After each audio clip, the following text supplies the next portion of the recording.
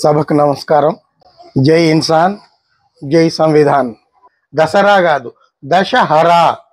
దశ అంటే 10, హర అంటే ఓడగొట్టాము, నాశనం చేశాము. ఎవరిని నాశనం చేశారు? దశ. రావణుడు అనేది కల్పిత పాత్ర. ఆయనకు 10 తలలు, ఇటు 5 అటు 5 ఉండటం కల్పితం. There is no Ravana. అది వైదికులు తర్వాత కాలంలో కల్పించిన ఒక పాత్ర. దశహర అంటే ఏమిటి అంటే, మౌర్య డైనాసిటీలో అశోకుడి దగ్గర నుండి అందరూ ఆయన వారసులందరూ చేసి చివరికి బృహద్దత్ మౌర్య అనేవాడు చివరి మౌర్య రాజు. ఈ పుష్యమిత్ర శృంగుడు అనేవాడు బృహద్రథ్ దగ్గర సైనికాధ్యక్షుడుగా ఉండేవాడు. సైనికాధ్యక్షుడుగా ఉన్నవాడు అర్ధరాత్రి పోయి చక్రవర్తిని పొడి చేసి చంపేసి తనకు తానే చక్రవర్తిగా ప్రకటించుకొని మౌర్యుల రాజ్యాన్ని నాశనం చేసి ఒక బ్రాహ్మణ రాజ్యాన్ని పుష్యమిత్రుడు స్థాపించాడు. వాడు ఏం ప్రకటించాడు తెలివిగా చూడండి. దశహరా అన్నాడు. అంటే అశోకుడు నుండి బృహద్రథ్ వరకు 10 మంది ఎవరైతే ఉన్నారో వాళ్ళందరినీ నేను హతమార్చాను, సంహరించాను అని చెప్పుకున్నాడు. అక్కడ 10 మంది లేదు, వాడు చంపింది ఒక్క బృహద్రథనే. కానీ ఏమైంది అంటే ఆ వంశాన్నే నేను 10 మందిని నాశనం చేశాను అని ప్రకటించుకొని ప్రచారం చేసుకున్నందువల్ల ఆ దశహరా అనేది వచ్చింది. ఇది వాస్తవం, ఇది మూలం. దశహరా అనేది ఎందుకు వచ్చింది అంటే ఇందుకు వచ్చింది. ఈ విషయాలు, ఇట్లాంటి విషయాలు మనం పిల్లలకు చెప్తూనే ఉండాలి. చెప్పకపోవటం వల్లనే మనం అబద్ధాలలో బతుకుతూ అబద్ధాలకే భజనలు చేస్తూ ఇట్లా కాలం గడుస్తుంది. కానీ ఇది ఎంతకాలం ఇంకా నడవదు. ఒక స్మాల్ బిగినింగ్, ఇప్పుడు ఇక్కడైతే ఒక స్మాల్ బుద్ధ విహార ఎట్లా ప్రారంభమైందో ఇది ఇట్లాగే ఉండదు కదా. రేపు పొద్దున అది విస్తృతమైపోతుంది, ఒక విశ్వరూపం తీసుకుంటుంది. అట్లాగే మన ఉద్దేశాలు, మన ఆలోచనలు ఏవైతే ఉన్నాయో వాటిని ప్రపంచంలోకి తీసుకుపోయి యువతరాన్ని, పిల్లల్ని ఎడ్యుకేట్ చేస్తూ వాళ్లకు వాస్తవాలు చెబుతూ సత్య మార్గంలో మనం వెళ్ళాలి. ఈ మధ్య సావిత్రిబాయి పూలే అవన్నీ చేసుకున్నాం మనం. వాళ్ళు స్థాపించిన సమాజం ఏంది? సత్య శోధక్ సమాజ్. సత్యాన్ని శోధించే సమాజం మాది అని వాళ్ళు చేశారు. మనం అదే చేయాలి. మనం సత్యాన్ని మరుగునపరిచి అబద్ధాల్ని డప్పుకొట్టి ప్రచారం చేసేవాడికి మనం భజనలు చేస్తున్నాము. అది మనం గ్రహించుకోవాలి. ఇది కాదు పద్ధతి. సత్యం ఎక్కడుందో అక్కడ మనం వెళ్ళాలి, ఆ సత్యాన్ని శోధించాలి, ఆ సత్యాన్ని మనం జీర్ణించుకోవాలి, ఇతరులకు చెబుతూనే ఉండాలి. దానివల్ల మార్పు వస్తుంది. ఒక ఆయన పెద్ద ఆయన ఏం చెప్పాడంటే, మనము తెలుపు రంగు, నలుపు రంగు, ఉన్నత వర్గం, నిమ్న వర్గం ఇట్లా విభజించిపోయాము అనేది సరే, వైదికులు అట్లా విభజించారు, అది పక్కన పెట్టండి.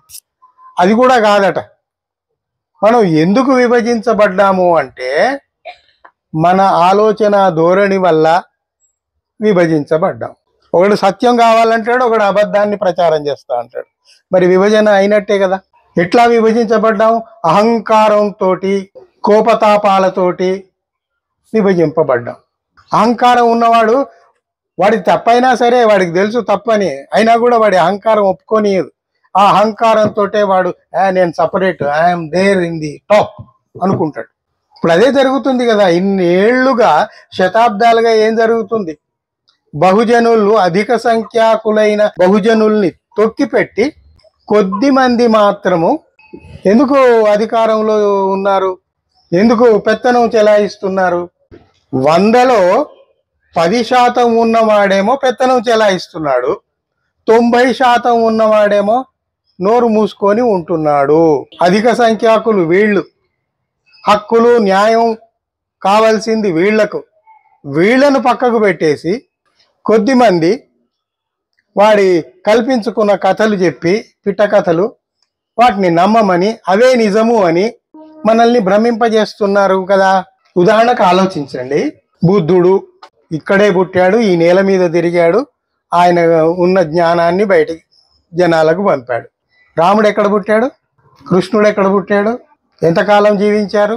వాళ్ళ ఆనవాళ్ళేవి? వాళ్ళు పరిపాలిస్తే వాళ్ళ కాయిన్స్, రాజచిహ్నాలేవి? ఏవి లేవే. ఎందుకు లేవు అంటే కల్పిత కథలకు ఉండవు. చాణక్యుడు అనేవాడు అసలు లేడు, అదొక కల్పిత పాత్ర అని పార్లమెంటులో బీజేపీ మంత్రి గారు చచ్చినట్టు సమాధానం ఇవ్వాల్సి వచ్చింది. ఎందుకంటే ఆర్టీఐ కోసం వాళ్ళు పోతే వాడి దగ్గర ఇన్ఫర్మేషన్ లేదు. అంతేకాదు రాముడు కృష్ణుడికి సంబంధించిన ఆధారాలు మా దగ్గర లేవు అని కూడా పార్లమెంట్లో వాళ్ళు చెప్పాల్సి వచ్చింది. అది మన వాళ్ళు గ్రహించరు. వాడు వచ్చి పబ్లిక్ మీటింగ్లో ఏదో చెప్పాడు అనుకోండి, ఓ చప్పట్లు కొట్టి వాడి చుట్టూ తిరుగుతున్నారు. పార్లమెంట్లో అట్లా చెప్పడానికి ఉండదు కదా. మాస్ మీడియాలో అంటే వాళ్ళ మీడియానంతా వాడు కొనేసాడు కదా. పెద్ద పెద్ద మీడియా సంస్థలన్నిటినీ అధికారంలో ఉన్న వాళ్ళు కొనేస్తే మీకు మాస్ మీడియాలో ఇట్లాంటి వార్తలు ఎట్లా వస్తాయి? కానీ ఒకటి మాత్రం నిజము, మీరు ఎంత దాచిపెట్టాలన్నా, నిపురం ఉందనుకోండి, మీరు దాచిపెట్టాలని దాని మీద ఎంత పెట్టినా కూడా అది టైం పడుతుంది, కానీ కాలుకుంటూ వస్తుంది, భస్మం అయిపోతుంది. ఆ వెలుగులు మొత్తం ప్రపంచానికి అందుతాయి. ఆ టైం వస్తుంది. దానికోసం మనం ప్రయత్నం చేస్తూనే ఉండాలి అని నేను అంటాను. మీడియాలో ఎందుకు రావట్లేదు? మీడియా అన్ని వాడే కొన్నాడు. యూ టేక్ ఎన్డీటీవీ, పెద్ద పెద్దవన్నీ. నిజాయితీ గల జర్నలిస్టులంతా ఏం చేశారు? ఆదాని అంబానీలకు ఈ సంస్థ అమ్ముడు పోతుంది అని తెలియగా మరుక్షణమే రాజీనామా చేసి ఆ సంస్థలో నుంచి బయటపడి ఇండిపెండెంట్ జర్నలిస్టుగా వాళ్ళు చలామణి అవుతున్నారా లేదా? ఎందుకు అవుతున్నారు? అంత పెద్ద జీతం వదులుకొని, అంత పెద్ద పొజిషన్ వదులుకొని బయటపడి నిజాన్ని బతికించడానికి కోసమే వాళ్ళు చేస్తున్నారు కదా. అందువల్ల we have to thankful to the social media where you are getting some truth. కొన్ని నిజాలైనా మీకు సోషల్ మీడియాలో కొంతమంది నిజాయితీ పరుల వల్ల మీకు కొన్ని విషయాలు తెలుస్తున్నాయి. లేకపోతే ఈ మాత్రం కూడా తెలియదు. మోడీ అమెరికా పోయినప్పుడు ప్రైమ్ మినిస్టర్ ఆఫ్ ఇండియా అని, క్రైమ్ మినిస్టర్ ఆఫ్ ఇండియా అని పెద్ద పెద్ద వ్యాన్ల మీద రాసి రోడ్డు మీద వాషింగ్టన్లో DC ప్రదర్శనలు జరిగాయి. మన మీడియా చూపెట్టిందా? నేను అనేది అదే, మీడియా ఇట్లాంటివి చూపెట్టదు. కానీ మరి విషయం మనకు వచ్చింది. ఎందుకంటే ఆ ఫోటోలు తీసి ఆర్టికల్స్ రాసే నిజాయితీ గల జర్నలిస్టులు ఉన్నారు కాబట్టి, వాళ్ళు రాశారు కాబట్టి, మన దాకా అందాయి కాబట్టి కొన్ని విషయాలు మనకు అందుతున్నాయి. అవునండి. అందువల్ల మెయిన్ మీడియాలో రాంది అది అబద్ధము. ఇంకొకటి, మెయిన్ మీడియాలో వచ్చినవన్నీ నిజాలన్నీ అనుకోవటం కూడా భ్రమ. చాలా అబద్ధాలు వస్తున్నాయి. ఇంకొకటి ఏమిటంటే AI వచ్చింది, ఆర్టిఫిషియల్ ఇంటెలిజెన్స్ వచ్చిన తర్వాత ఇప్పుడు నేను ఇక్కడ నిలబడ్డాను అంటే AI నన్ను యాజ్ ఇట్ ఈస్గా అది క్రియేట్ చేస్తుంది. నేను మాట్లాడిన దానికి విరుద్ధంగా అది మాట్లాడి విరుద్ధమైన ఆలోచన ధోరణిని అది ప్రసారం చేస్తుంది. AIని దుర్వినియోగం చేయటం అట్లా జరుగుతుంది. అట్లా AIని ఉపయోగించి అబద్ధాలు ప్రచారం చేస్తున్నాయి ఈ మెయిన్ మీడియా కూడా. అందువల్ల ఏది అబద్ధం ఏది నిజం అనేది తెలుసుకోవటం చాలా కష్టమైపోయింది. ఒకటికి 2 సార్లు ఫ్యాక్ట్ చెక్ చేసుకుంటూనే ఉండాలి. ఎవరో ఒకరు గొంతు విప్పి సత్యాన్ని జనాలకు చెప్పాలి అన్న ప్రయత్నంతో నా ప్రయత్నం నేను చేస్తున్నాను. అందువల్ల దాన్ని రిసీవ్ చేసుకునే జనాలు కూడా జనంలో ఉన్నారు. అందరూ అబద్ధాలకు ప్రభావితులు కావటం లేదు, నిజాలను కావాలనుకునే వాళ్ళు కూడా ఉన్నారు అనే ఒక నమ్మకం, ఒక విశ్వాసం మనకు కలుగుతోంది. సరే, ఇంకొక అంశంలోకి పోతే మనకు పూజలు, కొబ్బరికాయలు కొట్టడాలు, ఇంటి ముందు గుమ్మడికాయలు కట్టుకోవటాలు, ఇవన్నీ ఎట్లా వచ్చాయో మీకు తెలుసా? బౌద్ధాన్ని నాశనం చేసే ప్రక్రియలో భాగంగా వచ్చాయి. వైదికులు కొబ్బరికాయలు కొట్టమని ఓం ఆ ఓం అనే మంత్రమే వాళ్ళది కాదు. బుద్ధుడు ఉన్న కాలంలో థేరవాదం అనేవాళ్ళు, తర్వాత కాలంలో మహాయానం, ఆయనకు ఉన్న కాలంలో హీనయానం ఉంది, తర్వాత మహాయానం, ఆ తర్వాత కొన్ని డెవలప్మెంట్స్ వచ్చి వజ్రయానం, ఆ తర్వాత డెవలప్మెంట్స్ వచ్చి తంత్రయానం. బౌద్ధంలో కూడా ఇన్ని శాఖలుగా విడిపోయింది, మీ అందరికీ తెలిసే ఉండుంటుంది. అయితే ఆ థేరా అనేది ఎట్లా వచ్చింది? ఇప్పటికి కూడా బౌద్ధ ప్రచారకుల్లో చాలా అత్యున్నతమైన స్థానానికి పోయిన వాళ్ళు థేరా అంటారు. గోపరాజు అనే ఒక పేరు ఉందనుకోండి, ఆయన థేరా అయ్యాడు అనుకోండి, థేరా గోపరాజు అంటారు. అంటే బౌద్ధ ప్రచారంలో ఆయన ఒక ఉన్నతమైన స్థానానికి పోయాడు అని. దాని నుంచి థేరవాదము వచ్చింది. మీరు వింటే ఆశ్చర్యపోతారు. ఆ థేరా నుండే ఇంగ్లీష్ పదం థియరీ అనేది వచ్చింది. థియరీ, సిద్ధాంతం అనేది ఏదైతే ఉందో అది ఆ థేరవాదంలో నుంచి, బౌద్ధంలో నుంచే వచ్చింది. సరే, అది అట్లుండనిస్తే మహాస్థవిర అని ఎప్పుడన్నా విన్నారా మీరు? మహాస్థవిర అంటే ఏమిటి అంటే, థేరా అనేది ఒక అత్యున్నత స్థానం. దానికంటే కూడా ఇంకా ఉన్నతమైన స్థాయి ఏది అంటే మహాస్థవిర. అంటే బౌద్ధ ప్రచారంలో ఇంకొంచెం పైకి పోయిన అతను మహాస్థవిర అంట. ఇంకా అంతకంటే పైకి పోతే అంతకు ఎవరు పోలేదు.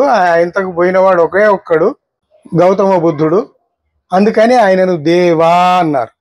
దేవా, ఆ దేవా అన్న పదం కూడా వైదికులది కాదు, అది బౌద్ధం నుంచి వచ్చింది.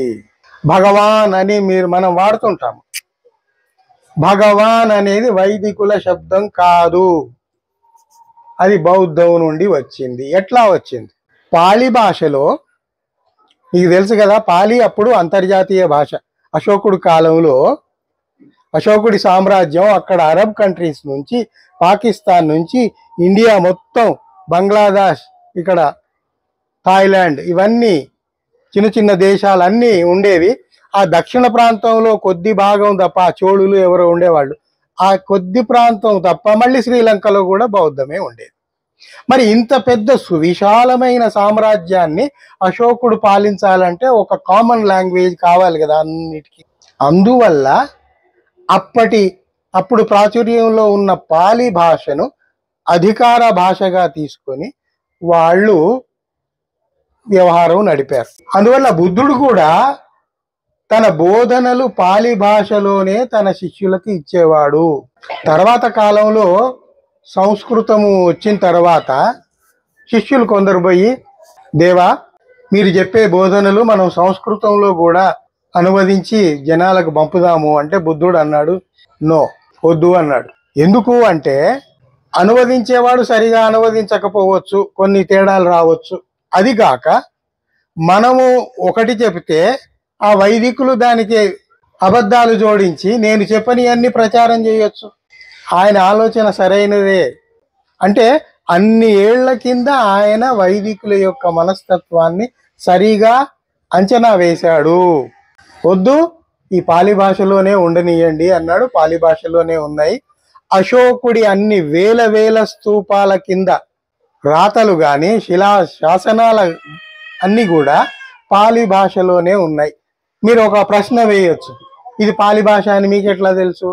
ఎందుకు అంటే పాలీ తెలిసిన పండితులందరూ వాటిని పరీక్షించి ఆ ప్రతి శిలాశాసనం కింద ఒక మాట ఉండేది, ఈ పై శిలాశాసనం పాలీ భాషలో లిఖించబడింది అని. రేపు పొద్దున ఇది ఏం భాష, ఇందులో ఏముంది అనేది వచ్చే తరాలకు అనుమానం వస్తుంది అని వాళ్ళు ఆ రోజుల్లోనే శిలాశాసనం అంతా వేయించి కింద ఆ మాట రాసేవాళ్ళు, ఇది పాలీ భాషలో లిఖించబడింది అని. సరే, క్లెయిమ్ చేసుకుంటారు, సంస్కృతము మాది పురాతన భాష, ఆ దేవుడే మాకు వచ్చి సంస్కృత భాష ఇచ్చాడు, ఈ వేదాలు మాకు అందించిపోయాడు. ఇవన్నీ పిట్టకథలు. ఏ దేవుడు ఎప్పుడు వచ్చింది లేదు, ఎవరికి ఏమీ ఇచ్చింది లేదు, అది వాస్తవం. అప్పుడు ఆ కాలంలో మీరే ఆలోచించండి, ఆ కాలంలో ప్రాకృతము అని ఉండేది, అదొక భాష. ప్రాకృతము అంటే ప్రకృతి సహజంగా ఏర్పడిన భాష, దాన్ని ప్రాకృతము అన్నారు. తర్వాత ఇది పాలీ భాష. సంస్కృతము అంటే అర్థం ఏమిటి మీరు ఒక్కసారి ఆలోచించి చూడండి. సంస్కృతము అంటే సంస్కరించబడిన భాష. సంస్కరించబడిన భాష మూల భాష అవుతుందా? మూల భాష ఒకటి ఉంటే అది సంస్కరించబడితే సంస్కృతం అవుతుంది, అంతేగాని ఇది మూల భాష కాదు. మూల భాష ఏదవుతుంది? ప్రాకృతం అవుతుంది. ఎందుకు? ప్రకృతి సిద్ధంగా జనాల నాలుకల మీద నుంచి అది ఏర్పడి జనంలో పాతుకుపోయిన భాష కాబట్టి. సో అట్లా భాషలు, ఆ రోజుల్లో ఉన్న భాషలు అట్లా ఉండేవి.